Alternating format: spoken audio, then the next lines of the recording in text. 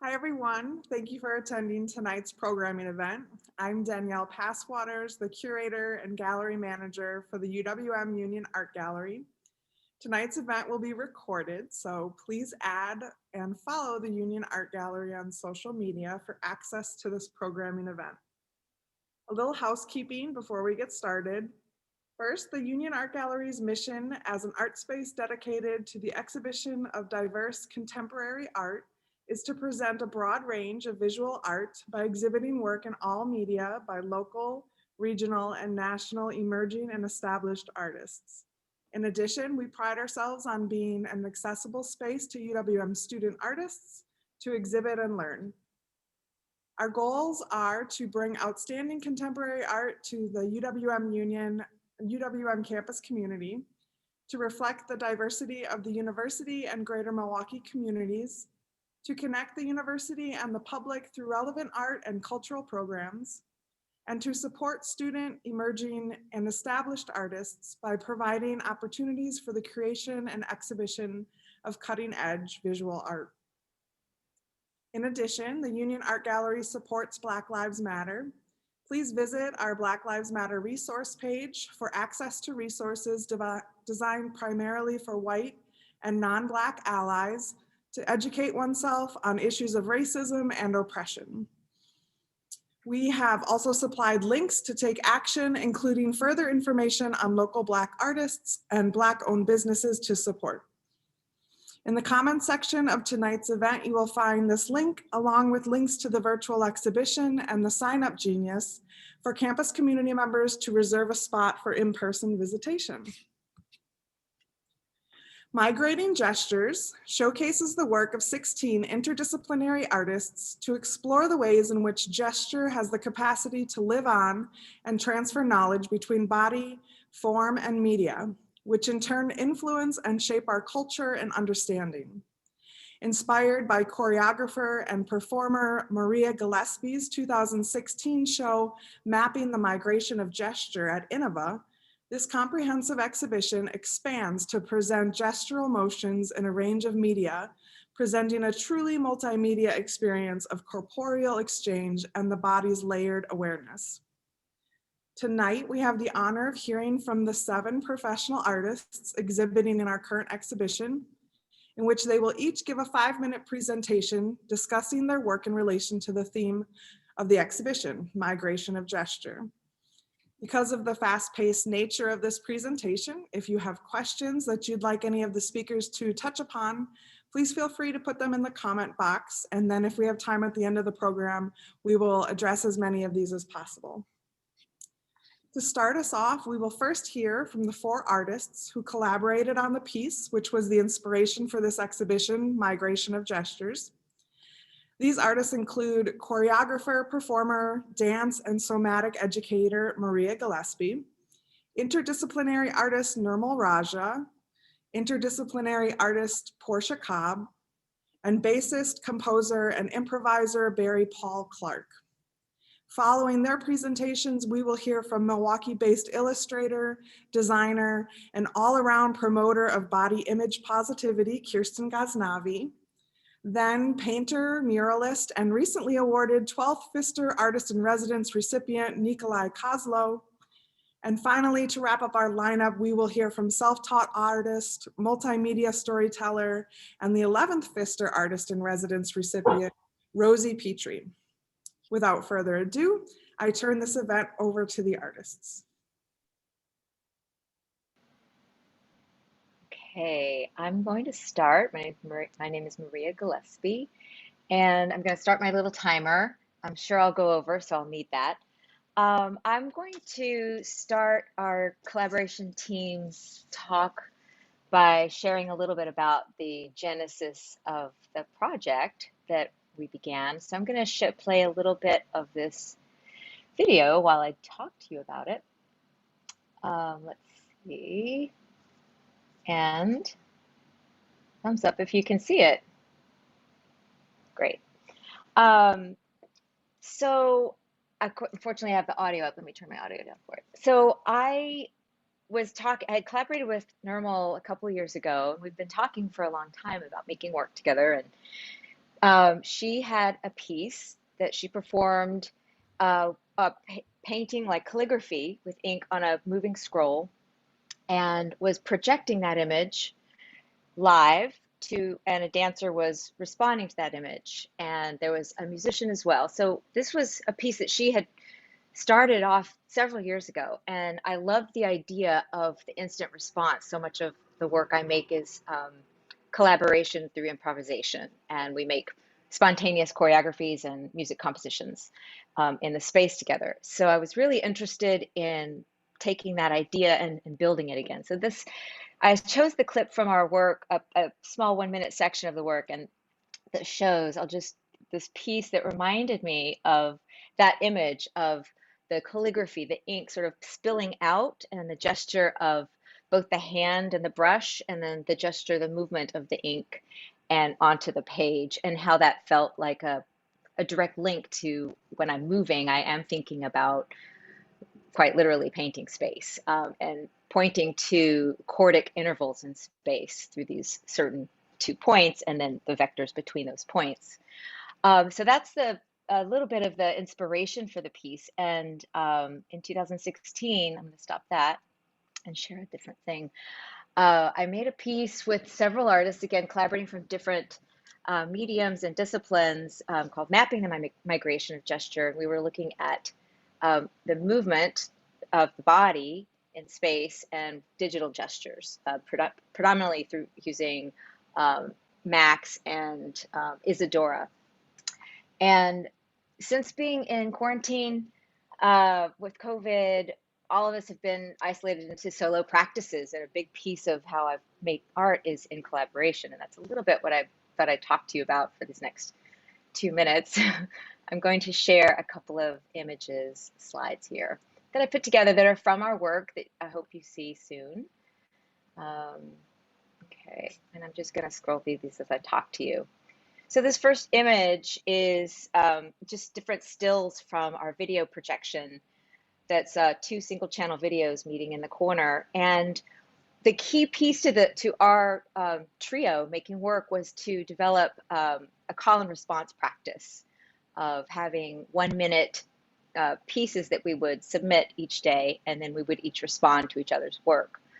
And the collaboration is such a key piece of this project for us, predominantly because how it illuminates relevance beyond our own personal aesthetics.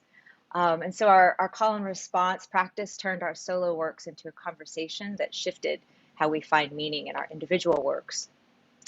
And also it builds community.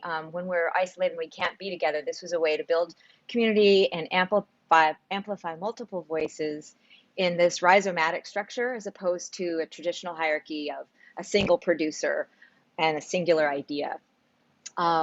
Also, for our collaboration, being key to this piece, was the notion of transdisciplinary relationships and between our works and our different modes of practices, and how those would shine new light on each of our ways that we made meaning in our works. So these relationships across our practices, let me just change the slides. I forgot to make a slideshow, actually. It helps us challenge the assumptions that we have within our works, and creates a spillage between form and content. So when these pieces that we made, we would do 1 minute videos and send them and share them and respond over the course of 8 days. And I'd say that the other driving factors in those call and responses was the theme of migration and the theme of gesture. And migration being about a Latin root, means move, to be moved and to shift something. So we were really looking at how all of us have this background and interest in exploring autoethnographic topics in our work. And sort of that's a key piece to the theme of migration for us, quite literally. And then more as a gesture of migration being a kind of movement. And so all of our practices are embodied. The pouring of sand, ink dripping from a brush, the movement of light or lens, a body in flux, a hand scanning a map. These are all different kinds of migrations that we're looking at. I realize I'm out of time, so I'm going to stop talking there. And I have more to say about gesture and migration. And this is just a beautiful image I'll end with. It's the three of us in our hands working with different materials in conversation through our practices. So thanks for having me. All right. Thank you, Maria. Great introduction. I'm going to share my screen. So I'm always up for collaboration because it just brings people together to create something that didn't exist before or couldn't be made in isolation just by you. But I'm going to focus today for my time on organization. So collaboration in person is different from collaborating virtually because we are not having those visual cues or instant verbal cues that we can tell each other. So this was our primary graphic. Okay, make it a slideshow. So this is the inspiration, kind of a gathering of thoughts that Maria made on something called MindMeister. I'm always learning new things, the way people organize or find ways to document their thoughts. And so this was fascinating for me to see. I actually signed up for this. There you see below is Maria's initial performance. I think was it 2016, and some of the sketches that we made for a corner that we needed for a projection, a two-channel projection, and some inspirational quotes and thoughts and processes of how we were going to respond to each other. So Google Drive came in very handy for collaboration virtually. So this is how we organized it. We had a shared folder, and then each of us had a folder that had all of our triggers, 1-minute videos that we posted each day. And then, so this is my trigger 1. So then we had a folder for each trigger, so the other 2 collaborators can upload their responses to the same folder, so we can track, keep everything together. That conversation between 3 people happening. So eventually, when we edited, we had everything, together in one place, and the connections to be visible. So this is a still from one of my triggers. It was really fascinating to see something that is just so object-oriented and materially textured and colored to be translated by a dancer and respond in a response, and by a filmmaker. So I was very curious about how that would happen. And so it's been really fascinating when Maria speaks about gesture, how no matter what medium it is, that energy, that gesture can be translated either through movement or through light. And this is one of my responses to Portia's clip, which had really beautiful colors of a recording she had made in her travels. And this was the response that I came up with. I hold on to a lot of materials that I find curious. And so it became this palette to draw from. And I manipulated them. And this is another response to Portia's writing. There was a video clip of her writing in a little book. And so this was my response to that, revealing text while she was writing it. And are we okay with time? Sorry, I didn't put my timer on. So we have about 1 minute left. Yep. Okay, great, thank you. So we also wanted to archive all the objects, the beautiful objects that became part of this conversation. So we gathered Portia's items, my items, and then Maria's notations, dance notations. I think I have a picture of that here, all together into still life objects that you can see in front of the projection. So you can form these associations. And one of Brian Masumi's quotes was an inspiration that Maria had put in, and I thought that was just so beautiful, that these objects that you see had a history of gesture and have the potential of future gesture as well. So, and so you can contemplate on the potential of these objects, and also as a representation of what we did with them in the installation, in the videos. All right, thank you.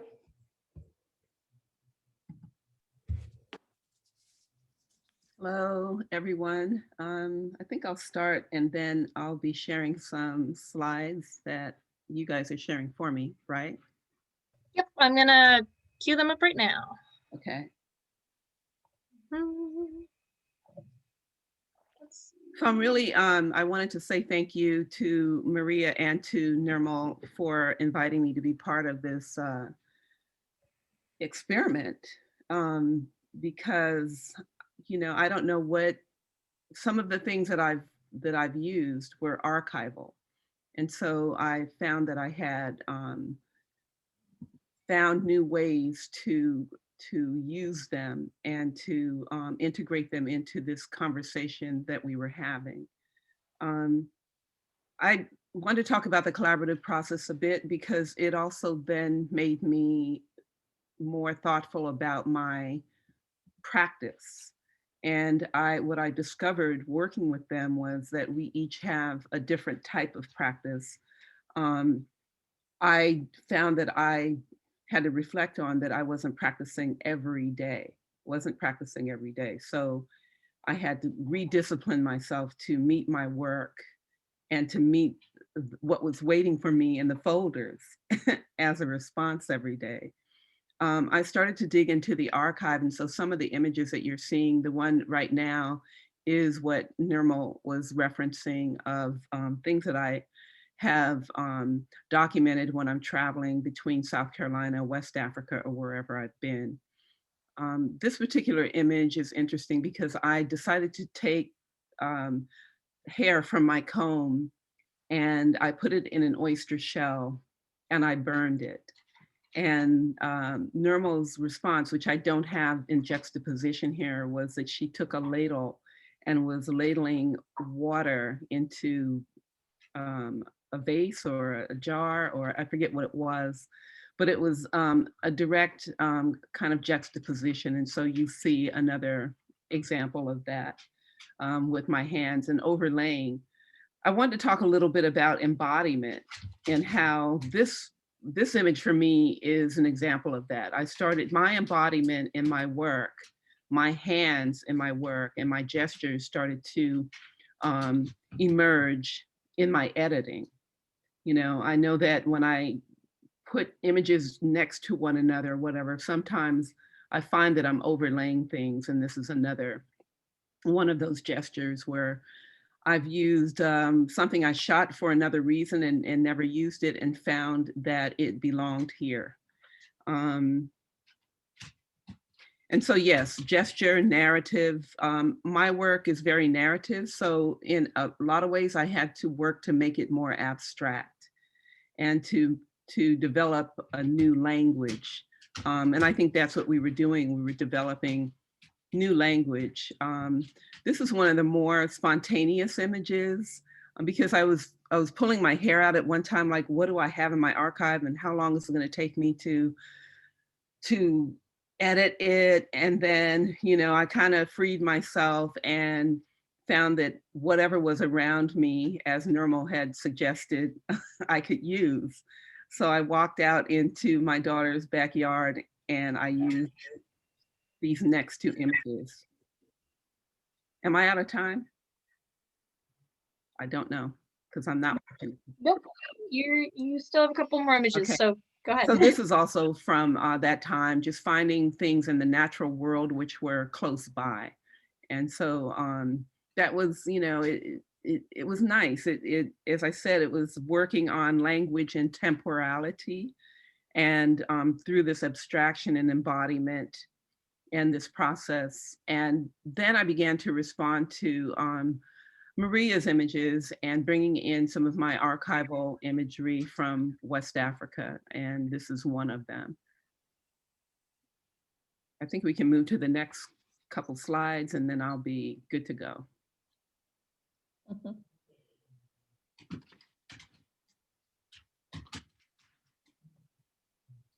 I wanted to say something about this image. Nirmal had this image of her kind of threading those ginkgo leaves together.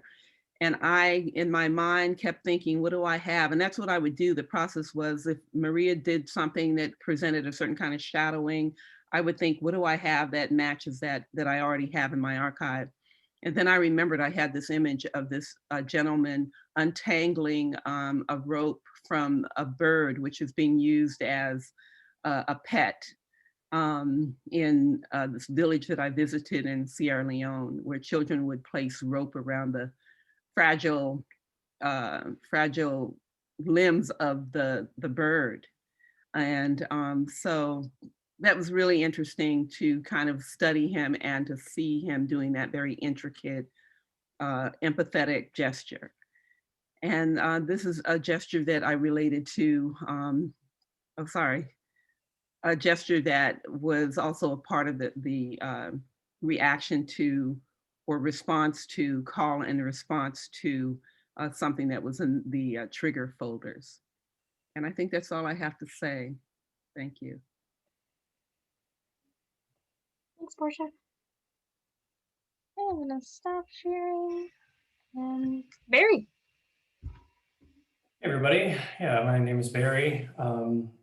Just to sort of give a little bit of a background, you know, I'm primarily involved in the music scene here, so I'm not entirely integrated into the visual art scene. So some people, you know, may not know obviously who I am, but I'm, like was said in the introduction, I'm a bassist. I have a degree in classical music performance, but I also do a lot of music composition, improvisation, electronic music, and a lot of different sort of musical media that way. I've done some composition and soundtrack work in short films and feature-length documentaries and video games and things like that. So I have a connection to Maria through the improvised performance scene. I've worked with her in her hyperlocal improvised music and dance events on several occasions. So she was sort of my you know, gateway into this collaboration. And very serendipitously and totally, you know, unbeknownst to me, while they were practicing their minute-long sort of, you know, trigger practices and recording it, I was doing something very similar. I got a prompt from a friend to do 25 days of improvisation and post it to Instagram.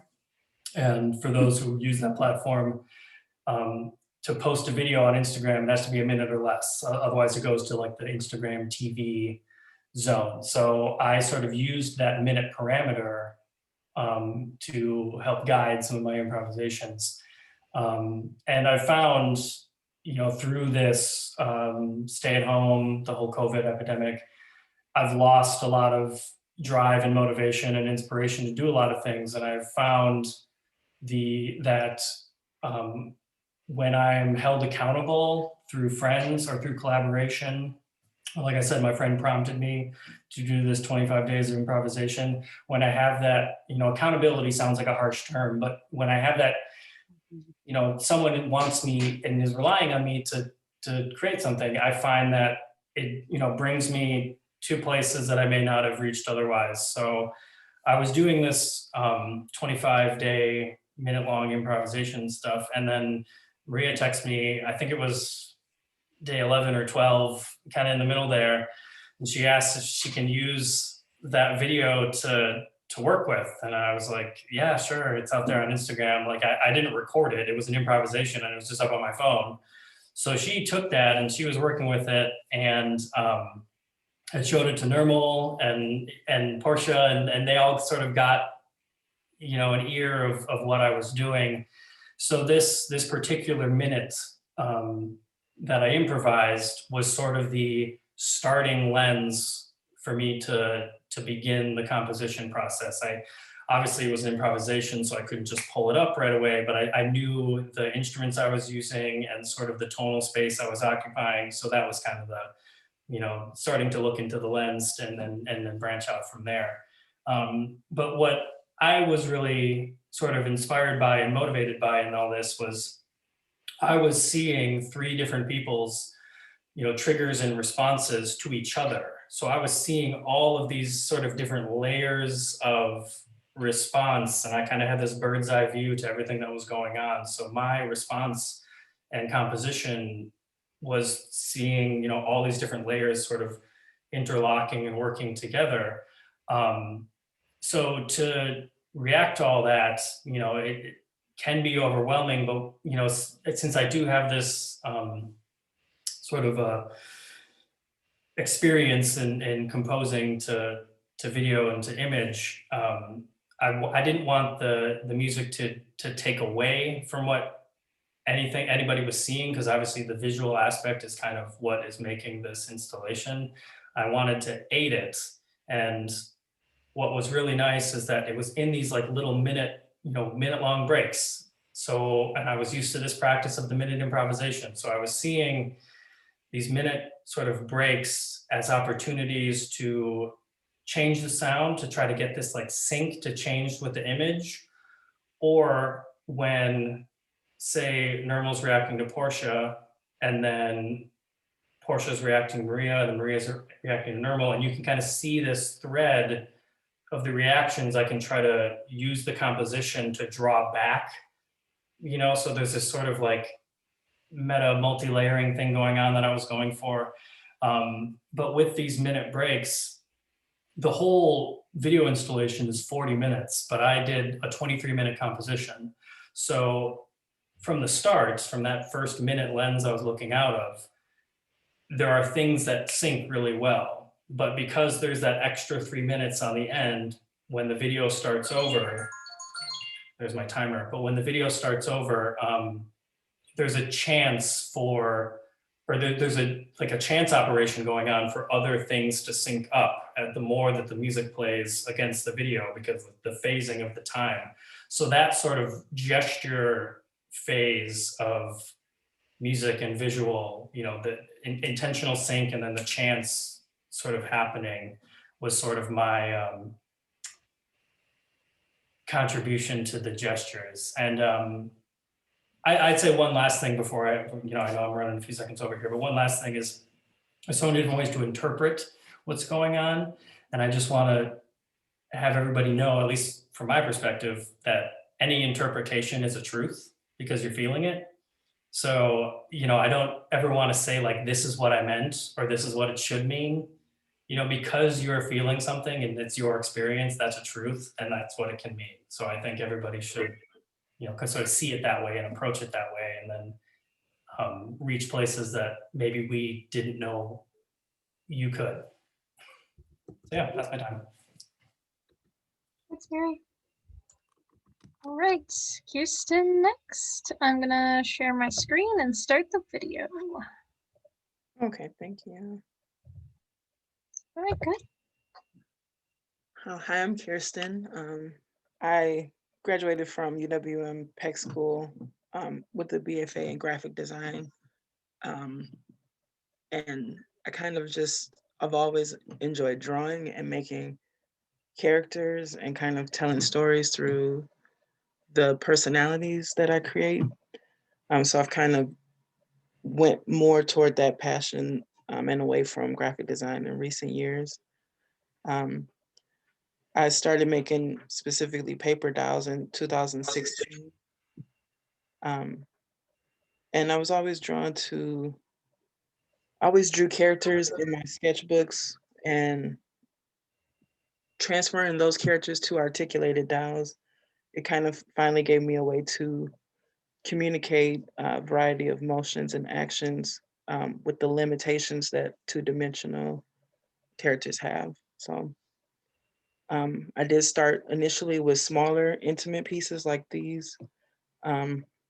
Even more basic poses than this, just kind of like static, basic expressions. And my journey with doll making continued to expand. I've started making more life-size dolls with wood, which are some of the ones that are featured in the show. Something that's really important to me is representation as far as body image and just creating a place where people can kind of see themselves in images, especially when you really don't see someone full figured or darker skin tone um, in a lot of art. So I wanted to use my two figures to express how multifaceted and unique that we are as Black women, from intimate moments of self-care and kind of internal moments with certain gestures, like looking down like this, or there's a doll in the show that's in the mirror and she's brushing her teeth and you can only see her from the back, but you can see yourself over her shoulder in the mirror. So it's kind of like you're peering into her world. And I kind of want people to see themselves in this world and kind of reflect that back. I feel like a lot of my characters have a lot of confidence, and they kind of allow me to look at my own insecurities and the things that I'm critical of in myself, and they help me gain confidence in that way. The use of gesture is important to me, like from just subtle poses to even more dramatic poses. Some of the dolls that I have, it's all different emotions.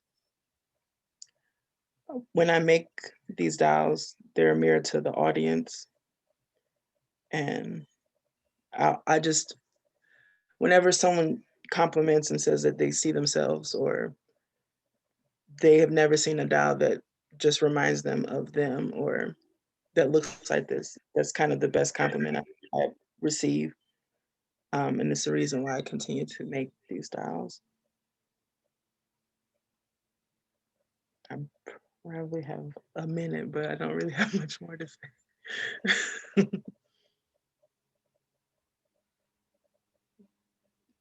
This, Fine. I don't think you have to keep going. oh, well, these are some from my first solo show that I had last year. That got cut short because of COVID. It was in March. But all of these are kind of like just internal. It was just like I wanted people to feel like they were intruding on someone. So kind of like in someone else's personal space and kind of reflecting like, oh, well, I do that too. Like that's me. I can see myself like in my own personal intimate moments where I'm just by myself and brushing my teeth or combing my hair. And I'm not thinking about what other people may expect me to look or how society thinks I should look. So it's kind of where my dolls are going as far as what I've been working on. Yes, thank you, Kirsten. Beautiful work. All right. Go on. Okay, I think I'm unmuted now. Yep, we can hear you. Okay, and can you see me? Yes. Okay, sorry about that. So I'll just jump in. My name is Nikolai, he, they. And so on one level, when I was thinking of gesture, I was thinking of it in like the Google Dictionary sense, where it's like one movement of the body to express, in one moment of time to express a specific emotion or idea. So in regards to my work, that one gesture would be the dysphoria, euphoria in the body in ways that are both visible and invisible. The situation would be the moment, and then the expression of that idea would happen within the painting. So gesture with migration would add that element of time, inserting time into that one moment of gender dysphoria, euphoria can now open up a place of in between, a place of like time where that can be collapsed, expanded, contrasted. So I think of my, like in that moment of dysphoria, euphoria, I can, and you can just scroll through the works as however they are, as like I can reach back into history and my own family's cultures, histories, and pull from the roots of research and find trans, queer deities and concepts and kind of like see how those ideas pull into my experience in the day-to-day life. And then from that, I can see how that has shifted and mutated into how I feel in the day-to-day and imagine what an alternate world or situation could be. And so queerness, like migrating gestures, they refuse a certain finitude. They can't be like pinpointed. They bend and are legible. They kind of like twist off the cis-het straight minds mapping of space and endlessly complex themselves. So it's like the gesture of stepping blind. And then from there, you can actually see the line. Migrating gestures can also be made up of like mini gestures repeated in a pattern and kind of change slowly over the course of one's life or the course of painting and drawing. So these day-to-day gestures, I feel like are really felt by trans and queer people because they're constantly policing their gesture and movement into fitting, sometimes just for survival and sometimes just for comfortability, not wanting to make people uneasy. So I think that's why I gravitate towards something that's more abstracted and spacious, because it allows for that natural gesture to like ebb and flow throughout the forms. And the gesture of transition can also be lifelong, migrating in ways that are non-lineal. So it can extend and be so consistent, so overarching that you don't realize it's a gesture at all. So hormones or any active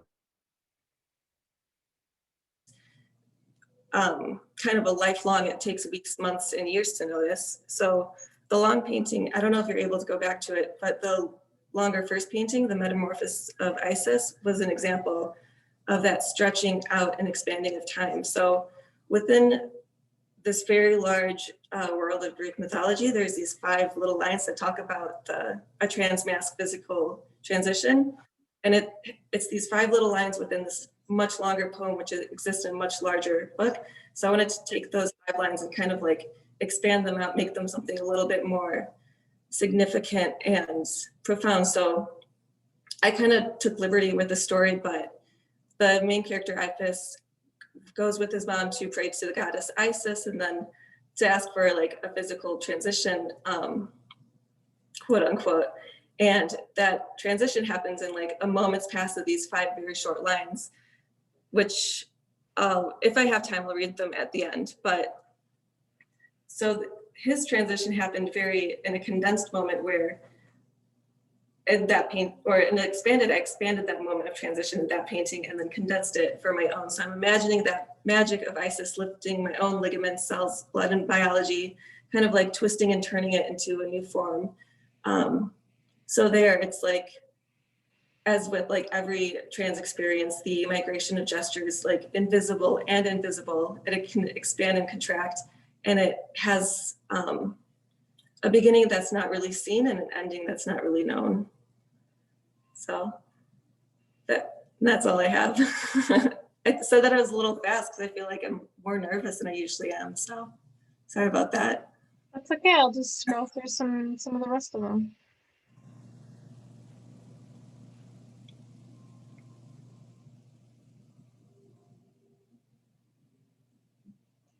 All right. Thank you so much, Nikolai. Thank you. All right, Rosie. Good evening. Good evening, good people. It's Thursday, which means most of us is probably on Zoom number 7. So thanks for coming. Thanks for staying. Thanks for having all of us participate in the show.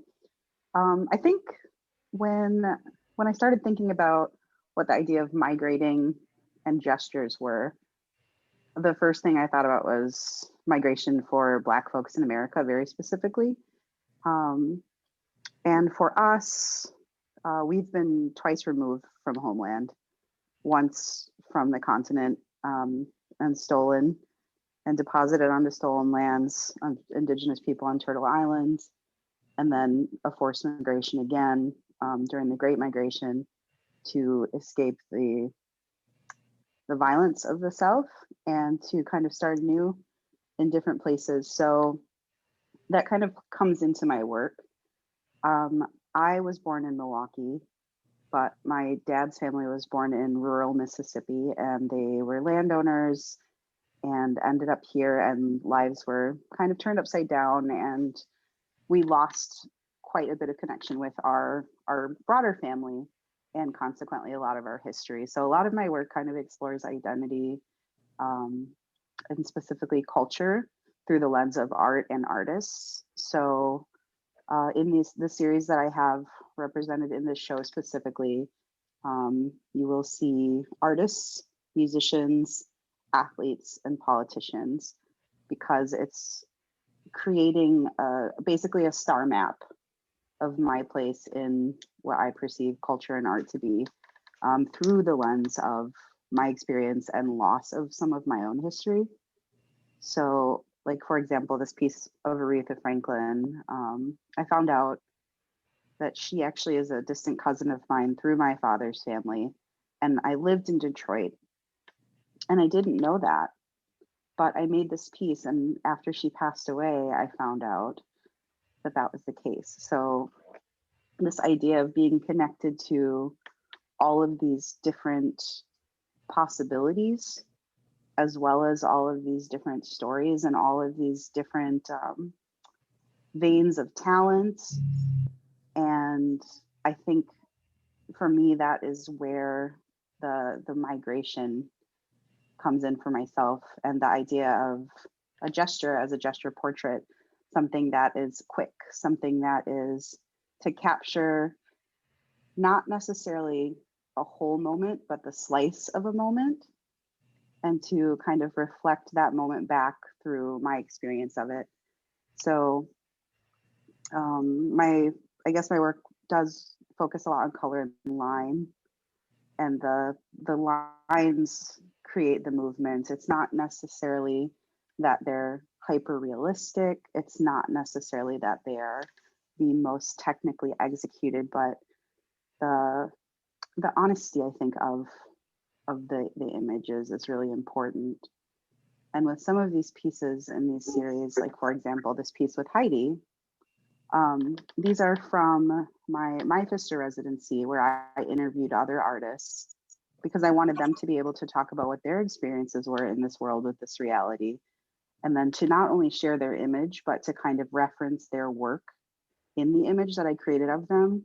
And then to pair that with them actually telling their own story, so that people who were interested in kind of the experience of being in an artist's mind could have a sneak peek. And it was maybe a little bit less intrusive that way. So I think that's more or less what I have to say about my work for now. Really excited about everyone else's work in the group as well. Yeah, I think we just have one image left.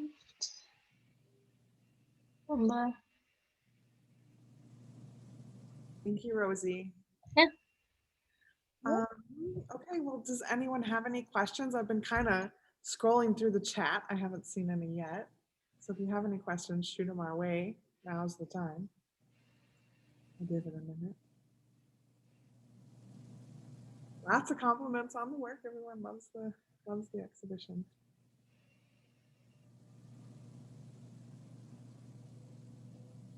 I'm just really thrilled to see the body of work by the others in the gallery. You know, we're here in Milwaukee, but we don't always get to hear the stories behind one another's work.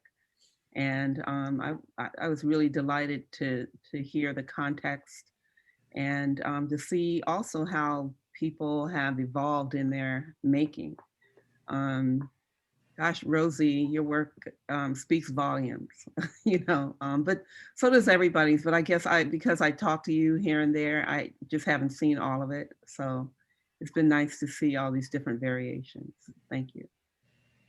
There were a couple questions about media. So Rosie, is it digital? Is it fabric? Is it both? So maybe if each of you guys want to touch briefly on the media of your work. Sure. I use digital to begin my work. So I usually start with hand-drawn digital illustration. And then I translate that into either fabric, and sometimes if I'm feeling very adventurous, a little bit of paint.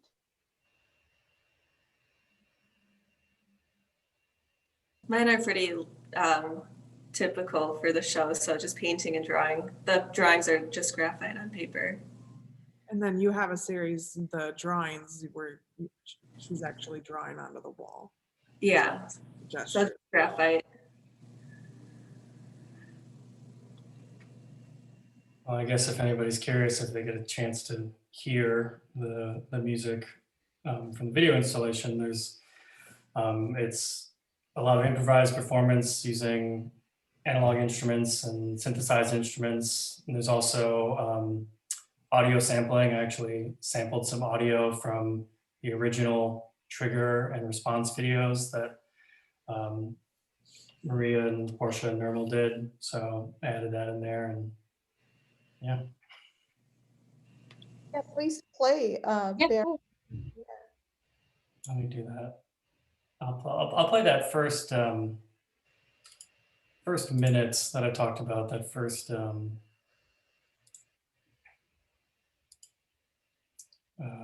first lens I was looking through.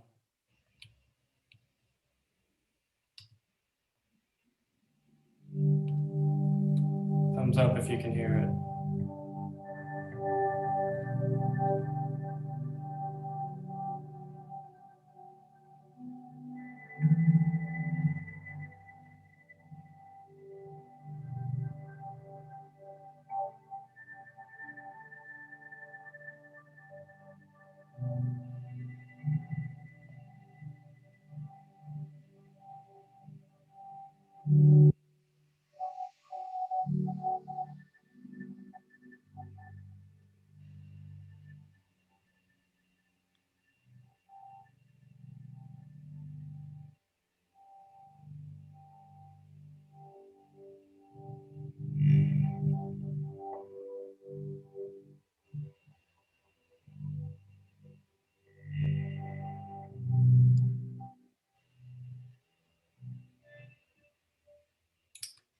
So yeah, that's the kind of, like I was saying, the sort of the first minute that drew back to, or that was referencing that minute, day 11 or 12 of the 25-day minute improvisations I was doing. And I tried to as well, kind of speaking of the phasing that I was talking about at the end of the 23-minute composition, to draw back to that first minute. So as the audio loops, there's sort of a connecting point, and more chances for the phasing to create the gestures with the video. So.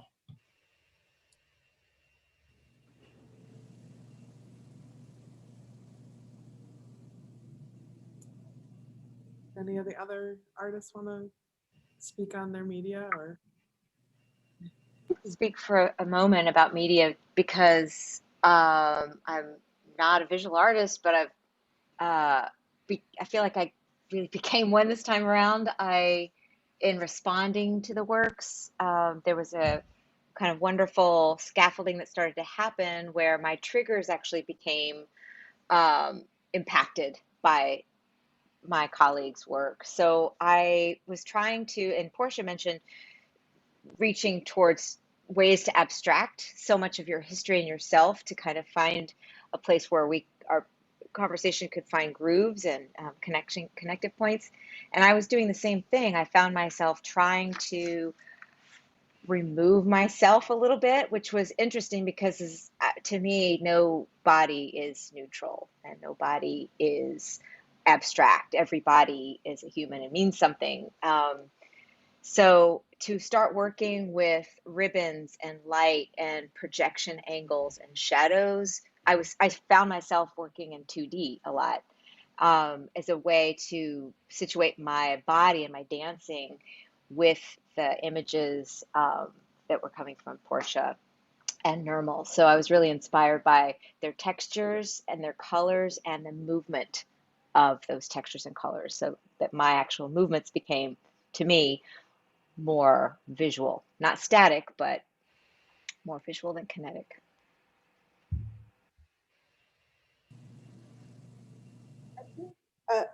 I'd like to add one thing to what Maria said is the glue that kept our collaboration together is video. Without the video and its inherent capacity for time, that was challenging to me because as an object maker, to make that into something that embodies time was something that I had to really consciously work on. And it took the form of ritual in a lot of ways, performing a ritual. So that's what it felt like to me.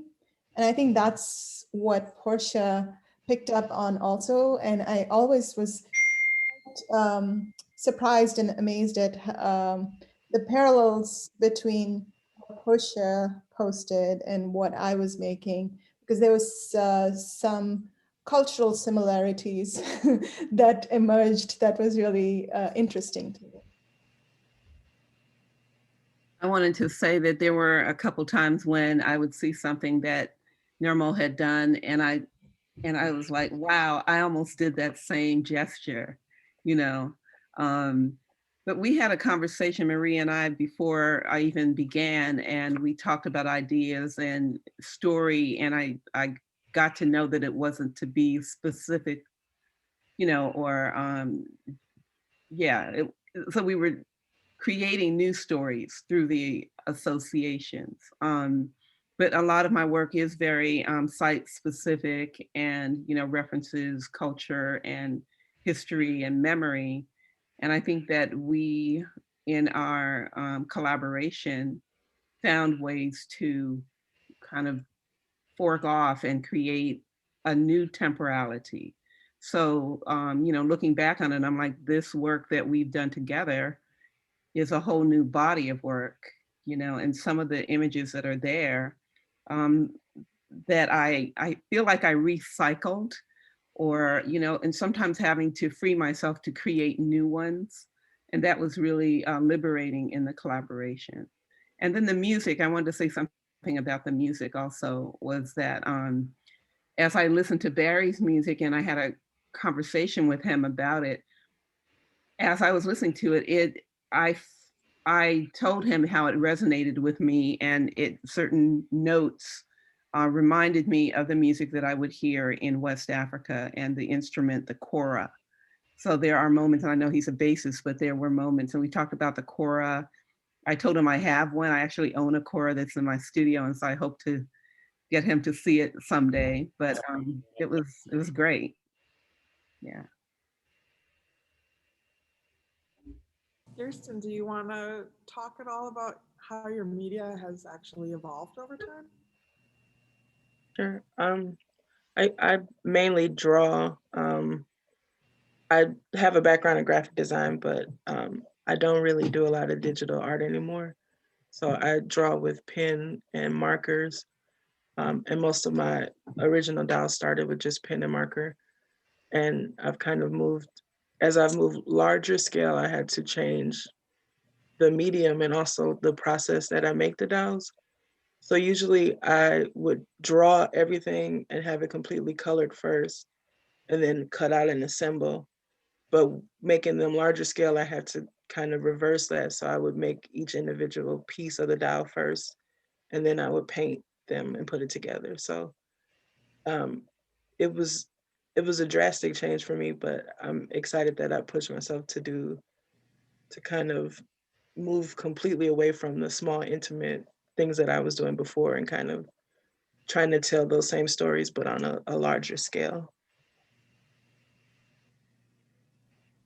I'm thinking about, Portia, what you said about going to your archive, and then Nirmal, when you kind of said that you have a collection of things, and you both just made me feel a lot better about like the state of affairs in my resource area. I'm going to call that my personal archive now instead of my hoard. So thank you for that language.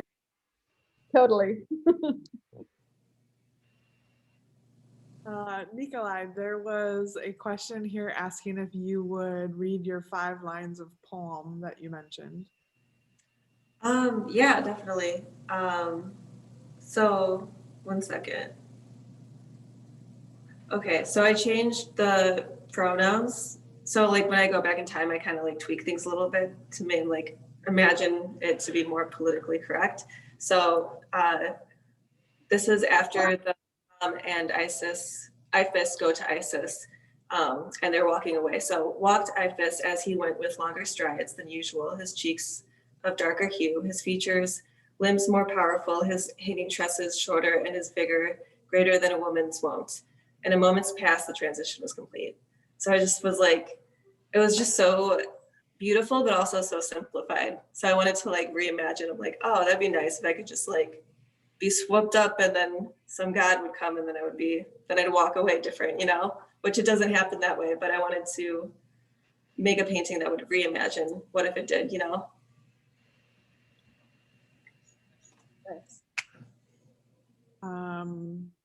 There is a question here. I'm just going to read it. It's multi-lined. So I saw all of you engage with each other in ephemeral and transient ways. This form of improvisation is also akin to the project of, it's jumping, American multiculturalism. We are all engaging with each other as in a complex series of counterpoints. Could you speak on how you see your collaborative work and relate it to the political conditions we are in today? How can the practice of improvisations and gestures help us engage with each other in better ways?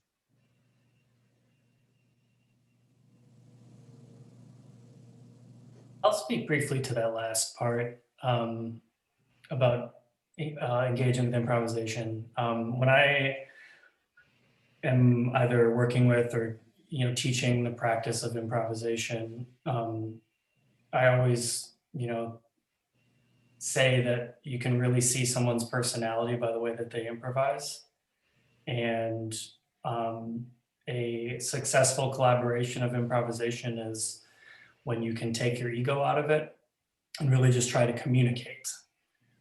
Because improvisation is a conversation, whether it's by yourself or with a group of people.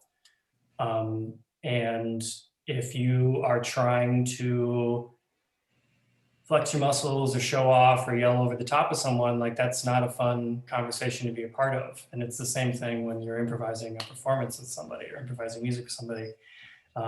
If they're trying to get on top of you and say something over you and not listening, that's sort of a sign of kind of their personality. And I think if people can sort of understand the idea of listening and being reactionary and not trying to get over someone's point, but more like lean into it and sort of engage with it and maybe take it somewhere else if it needs to. It can be a practice, in just a sort of a general way to engage with people. So I just kind of wanted to speak to that last part. As far as like the political conditions, well, shit, I mean, that's a deep one, so. Well, I've done a couple of collaborations so far. So what I've learned is devising a structure where we have freedom and respect for each other. So really accepting what that person is bringing to the table and respecting it is just so key. And I think that applies to any kind of multiculturalism. We are different in the way we respond and create work, but at the same time, we accepted this collaboration to be together. And so that's where the richness comes out. We create something that could have never happened in isolation. If I did something on my own in the studio, it's never going to be the same as doing something together with somebody else who's bringing their own voice into it. So I think that's a metaphor really for society at large. I think too, I wanted to say that I just want to echo more of that, is the idea of not having a fixed idea, about others. And so I think that this really, this practice teaches us that. and or not to even have a fixed idea about somebody else's work, you know, or how or comparing yourself to that other person's process or their work. So it really is a practice and something that, you know, I find valuable. I can see it being integrated into curriculum, you know.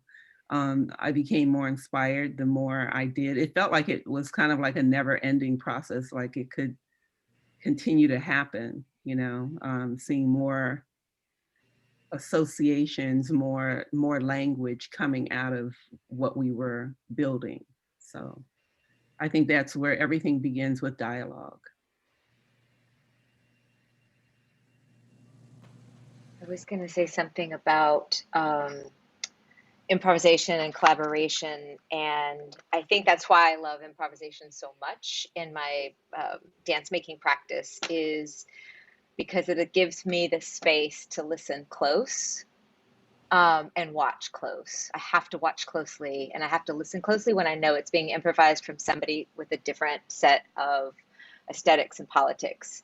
And the moment that I move a little slower, listen a little deeper, I get to know the person that I'm listening to and watching. And there's a specific practice, improvisation practice, called Ensemble Thinking, that started by several performers in Southern California. And one of the methods of ensemble thinking, and it's a really codified improvisation methodology, is to give focus and take focus, as a practice of recognizing when somebody has something that is important to forefront or highlight or listen to or watch. And it's actually really challenging to figure out the physical ways, the musical ways, the visual ways to give focus, to amplify, to point attention to something compositionally.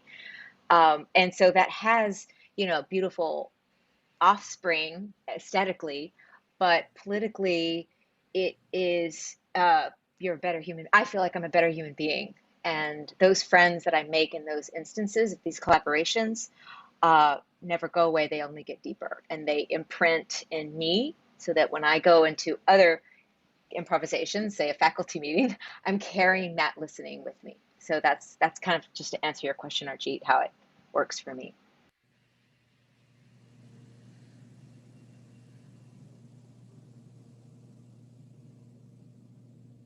Let's do one more question, because I feel like it kind of ties into the last one. Do any of you listen to music while you create? And what place does that audio prompt create in the work? I know a couple of you do, but it also, to me, speaks about improvisation and inspiration. So if anyone wants to speak about that.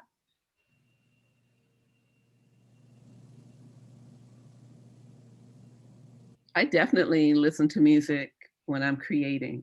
I mean, unless there's some sound in what I'm putting together, but sometimes I think what this process taught me was to create in silence, not bringing in the sound that was embodied in the work, but to remove the sound in the work and to let whatever I was seeing and, you know, kind of move me in a different direction. And sometimes in my studio, when I'm kind of in between, I do listen to, I listen to some of everything. It depends on what my mood is. And also I was a DJ once, so music is very important to me. And I still kind of bring that into my world. But I really love, in my studio, I love playing Alice Coltrane's Journey to Satchidananda. It's one of my favorite pieces because it's so meditative.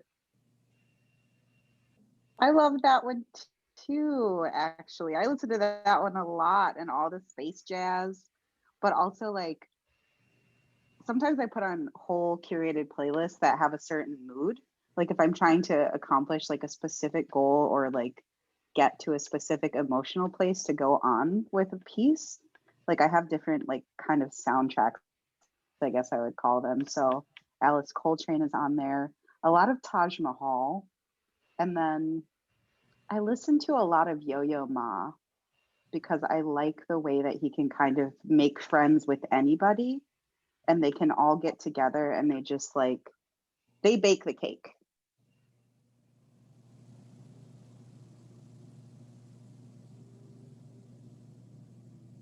Normal, you seem to like some of her playlists. Oh, yeah, yes, especially his Silk Route series, because it really plays with, brings all music instruments and musicians from all over the world, including tribal music. It's amazing the work he does. It's just really stunning. Yeah.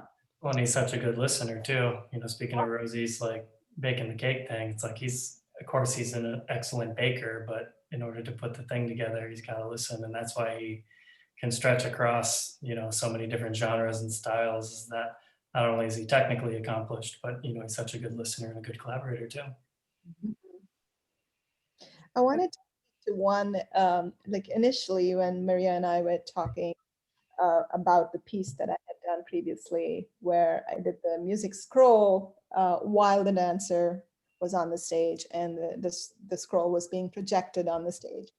I realized I was going to try and do that again as a trigger, and I couldn't.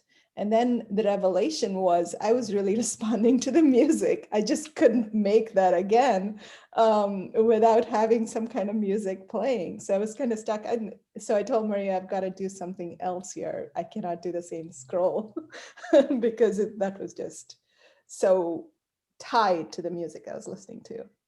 Yeah, it's amazing how much that migration of gesture, whether that's cultural influence or other artistic influences or what that is, that comes out in the next move, you know?